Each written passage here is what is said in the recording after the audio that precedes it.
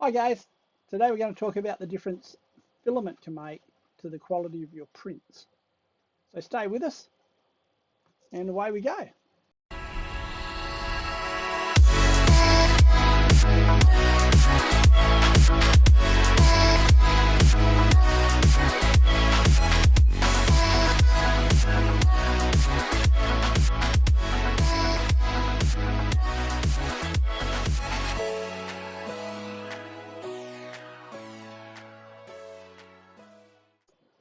Okay, so have you ever had prints not come out just right and you're thinking, wonder what that could be?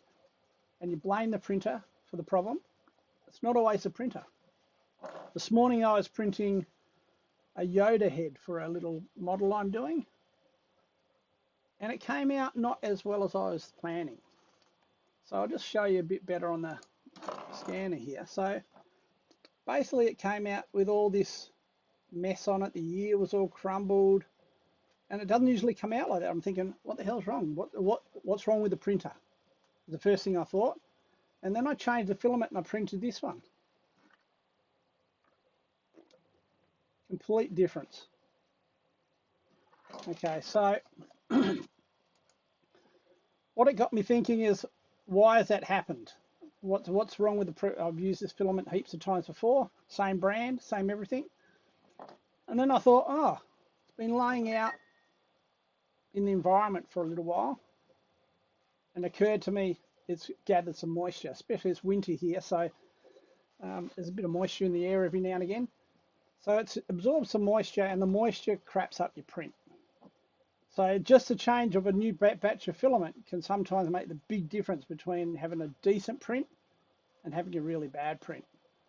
So I was about to pull my printer apart to see if it had a clog in it or something, but all it was just the filament had absorbed some moisture. Now the way you can fix the filament as opposed to throwing it out is you put it in a dehumidifier.